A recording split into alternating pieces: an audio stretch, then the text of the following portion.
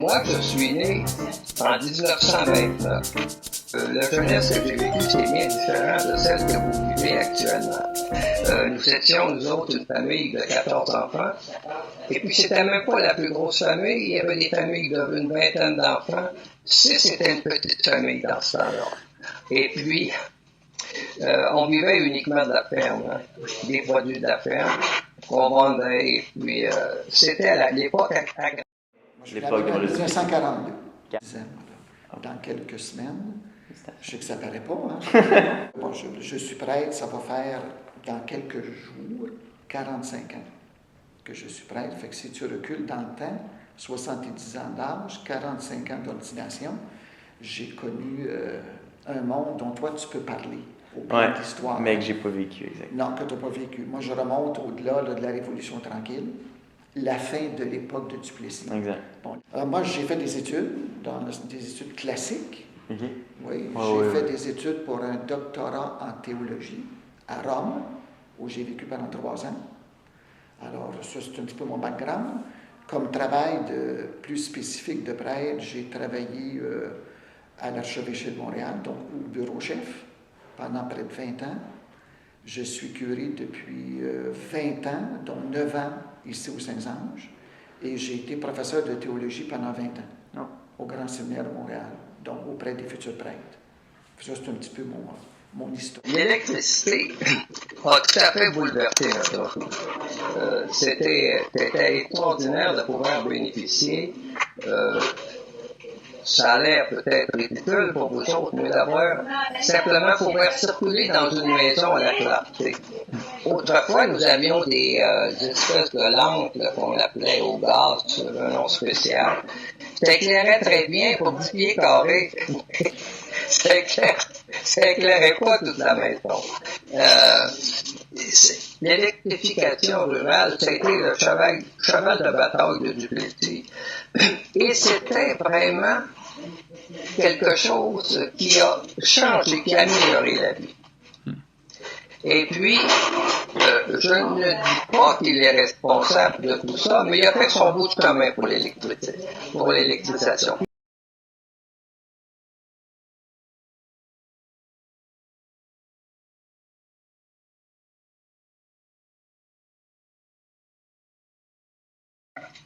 Oui, la plupart des familles québécoises en ont bénéficié. On avait ce qu'on appelle le prêt agricole. Parce que les machineries commençaient à arriver de plus en plus, ça coûtait de l'argent pour acheter ça. Alors, il avait mis sur pied le prêt agricole. Probablement que le taux d'intérêt était très bas, c'était prêté par les institutions, c'était backé par le gouvernement, alors inutile de dire que ça a aidé les cultivateurs. L'évolution a fait que, avec toute la machinerie nouvelle, on pouvait faire le foin dans une semaine, alors que ça nous prenait un mois autrefois. Alors, ça a amélioré beaucoup les conditions, les conditions de travail, tout est devenu mécanique. C'est à peu près tout ce que je considère qu'il a fait de bien pour la population. Il a aidé aussi l'industrialisation. Mais c'est un drôle de bonhomme comme industrialisation, ce qu'il a fait. Je vais te résumer un peu. L'industrie, on avait des ressources naturelles au Québec, c'est sûr, on avait beaucoup de ressources naturelles. Il n'y a qu'à penser à nos forêts. Les réserves électriques, alors, il allait chercher des Anglais, des gens de Toronto, des gens des États-Unis. Il avait vendu le fer à Longueuil, pièce la tonne pour amener du monde. Il travaillait avec des gens de l'extérieur.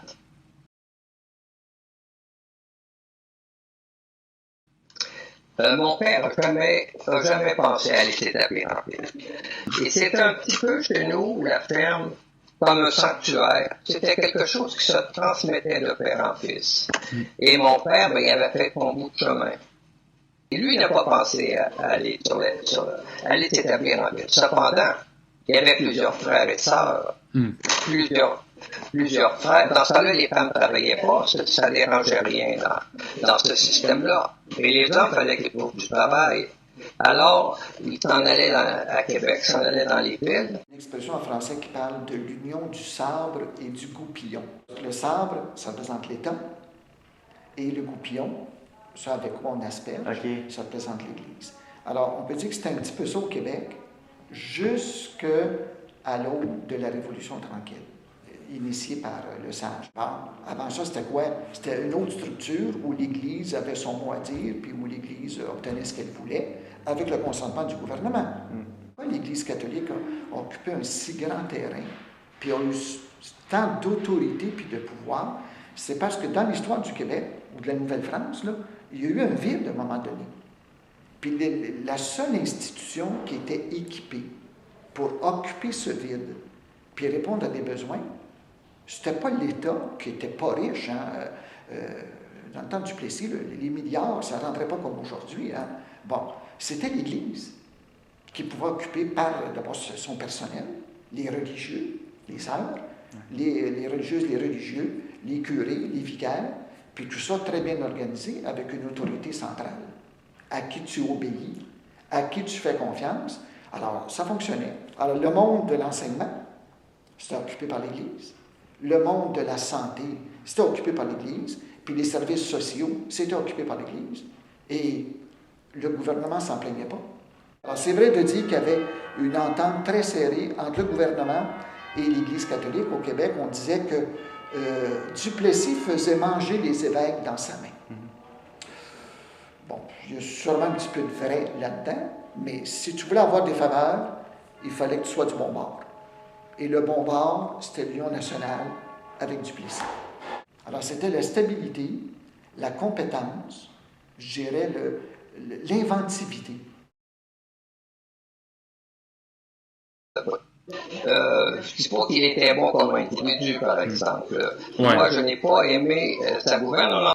On a subi cette pression-là du clergé. Et puis, Duplessis, c'est vrai qu'il s'est encoquiné avec la religion. C'est tout à fait vrai. Et il disait même qu'il faisait manger les cardinaux dans sa main. Il les contrôlait. Et il leur avait donné certaines tâches, comme l'éducation, par exemple. C'était les religieux. C'était les religieux qui enseignaient, qui avaient parti le système scolaire. Pour les hôpitaux, ça a été pareil. Il savait très bien, lui. Tout le monde était catholique, tout le monde était croyant. Il y avait dans ce temps-là un religieux par 84 personnes, je pense, au Québec, qui était catholique et pratiquant. Alors, il savait très bien que s'il s'associait à l'Église, il n'y avait aucun problème. Il gagnerait toujours ses élections. Beaucoup de pression, et puis quand je pense à ça encore aujourd'hui, parfois ça me révolte.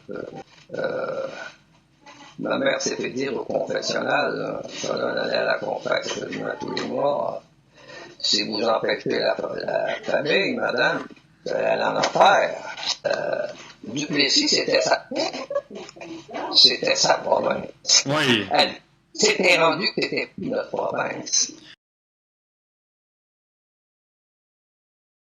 Ces événements-là, il faut les juger à partir des valeurs de l'époque. Ça n'excuse pas, ça, pour les manquements graves qui ont pu être faits, ça n'excuse pas. Mais on ne peut pas projeter ce que nous savons aujourd'hui sur 50 ans en arrière en disant comment ça se fait que la société voyait des choses autrement que nous. Mais j'insiste pour dire que ça n'excuse pas s'il y a eu des manquements à la justice, à la dignité de la personne, s'il y a eu des abus, mettons, sexuels. Ça n'excuse pas. Mais dans ce temps-là, entre autres pour les orphelins, là, la seule institution qui pouvait en prendre soin, c'était l'Église. Mais moi, je n'ai pas de peine à avouer que oui, il y a eu des choses qui n'auraient pas dû être faites. Ça ne nous excuse pas, mais peut-être ça nous permet de comprendre certaines choses. Si ma mémoire est bonne, je pense que l'Église catholique n'a jamais reconnu une faute expresse là-dedans, où les évêques ont refusé de s'excuser. Si ma mémoire est bonne, pour le dossier des orphelins du Plessis. Bon. C'est pas, mettons, parmi les pages les plus glorieuses de l'Église catholique. Mais il ne faudrait pas que ça nous fasse oublier les autres pages. Ouais. La vie est faite comme ça. Hein. Il y a du positif, du moins positif et du négatif. Mais ça n'excuse pas l'Église. C'était pas des enfants à virer mental. Il était enfermé. Des fois, il avait un caractère un peu spécial. Il pouvait avoir un tempérament ou quelqu'un de différent. C'est ce qui fait la richesse d'une société. Bien sûr. Et puis, ces gens-là, ben, il était enfermé. Mais quand une fille célibataire avait un enfant, il n'était pas question qu'elle garde son enfant. Et cette femme-là, c'est une mère. Mm-hmm. Elle a les mêmes sentiments avec son enfant. Alors, c'était placé à la crèche. Et puis, ces personnes-là étaient traitées comme, plus ou moins comme des possédés du démon.